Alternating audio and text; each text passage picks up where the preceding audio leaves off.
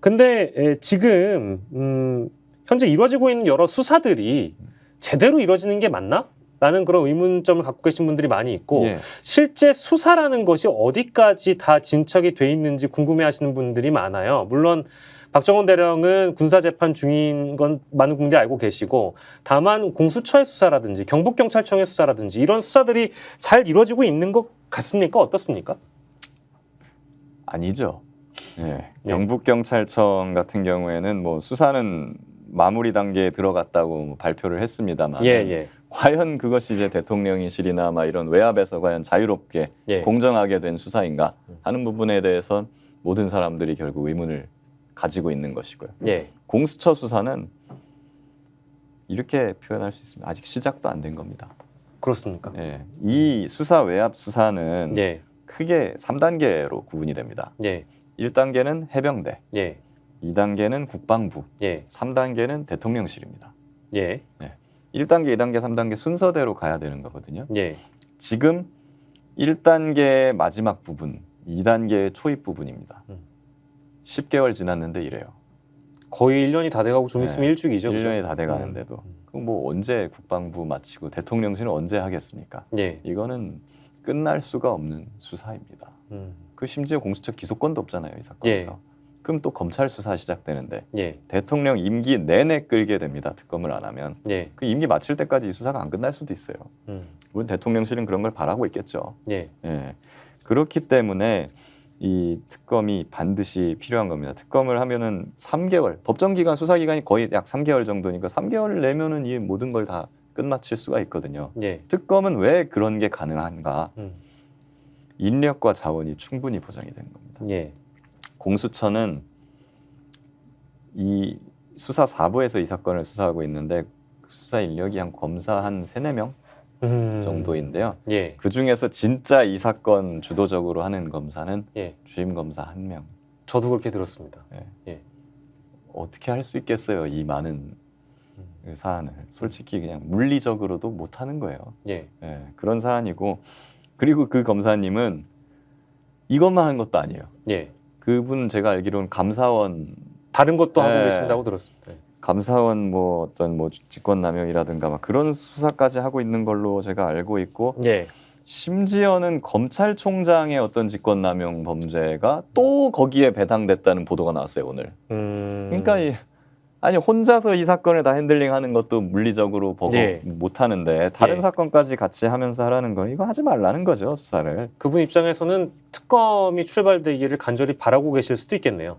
저는 그렇다고 생각합니다. 심증적으로 그분은 빨리 특검에서 빨리 가져가라 속으로 이렇게 생각하고 있을 거라고 저는 봐요. 혹시 김기현 변호사께서는 공수처나 경북경찰청이나 어찌됐든 이 사건에 대해서 진실을 밝히고 싶어하는 수사 인력들이 있지 않겠습니까? 뭐 소수일 수 있겠습니다만 그 소수가 혹 어떤 정부로부터의 외압, 대통령실부터 외압을 받고 있다라는 그런 의혹 내지는 설을 들어보신 적이 있습니까? 저는 이제 몇 가지 첩보를 들은 것이 있기도 하고요. 막 언론 유출, 막 언론 보도가 뭔가 날 때마다 내부나 외부에서 당신들 지금 유출하고 있지 언론에. 이러면서 감찰을 할 것이다. 막 이런 식으로 압박을 가하는 그런 것도 있었다고 보고. 경북경찰청 같은 경우에는 뭐 밑에 이제 실무 수사관들은 열심히 하려고 했는데 결국에는 위에 어떤 압박이나 이런 것 때문에 결국 임성근까지 혐의를 인정하는 그런 수사 결과를 내놓는 것이 굉장히 지금 힘들다. 그런 얘기도 많이 들려오고 있습니다. 그리고 무엇보다 이 사건은 이렇게 쪼개져서 갈 사건이 아니에요. 경북경찰청이 하는 수사, 즉 공수처가 하는 수사, 외압 수사 이 전부 다 그냥 특검으로 모아가지고 한 번에 해야 되는 사안입니다. 왜 그러하냐면 이 사건에서는 이제 수사기관이 서로 딸리 떨어져가지고 쪼개져서 하는 것도 바람직하지 않거니와 모아져 있으니 그 관련성이 있으니까. 그리고 저 공수처나 이런 데 기소권이 또 없어요. 검찰 수사까지 가는데 뭐 그럼 언제 끝나겠습니까? 검찰 수사 과연 공정할까요? 누가 믿어요, 이거를. 그러니까 특검을 해야 되고. 그리고 이 사안 중에 군인들, 군인인 피의자들은 군사법원으로 또 기소를 해야 돼요. 그렇죠. 그럼 뭐 군사법원하고 민간법원하고 사건이 또 쪼개져 재판도 여러 개서 쪼개지는데 특검을 하면은 그렇지 않거든요. 특검은 한 번에 종합할 수 있다는 말씀이시죠? 한 특검에서 한 법원에 기소해서 종합적으로 다 재판을 끝낼 수가 있습니다. 그렇기 때문에 통합적이고 신속하고 공정하고 뭐 이런 모든 관점에서 생각해봐도 특검밖에는 답이 없습니다. 저희 뭐 기승전 특으로 좀 빠져 있는 것 같긴 한데요. 그 아까 이제 수사 외압에 관련된 첩보를 잠깐 언급을 해주셔서 그러면 지금 이 순간에도 수사 외압이 정부로부터 있을 가능성은 높다. 저는 그렇게 생각을 하고 있어요. 수사 외압뿐만 아니라 그 증인들, 사건 관계자들에 대한 압력도 여전히 계속 있는 걸로 저는 알고 있어요. 그렇습니다. 왜냐하면 공수처에 누군가가 불려갈 때마다 한번 불려가면 뭐 김기현 사령관 이런 사람들 새벽에 귀가하잖아요. 그 새벽에 귀가하는데도 막 전화가 온다는 겁니다. 대통령실, 뭐 국방부 이런 데서. 그렇습니까? 전화해서 야, 뭐라고 얘기했어 이런 식으로 엄청난 압박을 받고 있는 겁니다. 공수처가 확보한 자료가 상당 부분 유의미한 내용들이 많이 있다. 즉 김계환 해병대 사령관의 휴대전화 그리고 임성근 사단장의 휴대전화 역시도 공폰이 아니었다. 이제 이건 이 정도는 이미 다 많은 국민들께서 알고 계시는데요.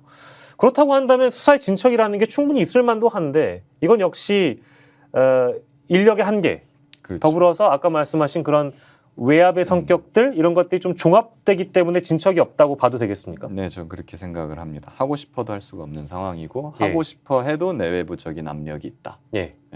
그래서 올해 초에 공수처가 그 해병대 사령부하고 국방부를 압수수색했지 않습니까? 그렇게 해가지고 뭔가 통화 기록이 나오고 뭐 내부적인 자료가 나온다면 아니 그럼 대통령실 관계자들도 압수수색을 해야죠. 당연하죠. 아무것도 안 하고 있잖아요. 이 얘기는 둘 중에 하나입니다. 역량이 안 돼서 여건이 안 돼서 못 하고 있거나 아니면은 내외부적인 압력으로 인해서 못 하고 있거나.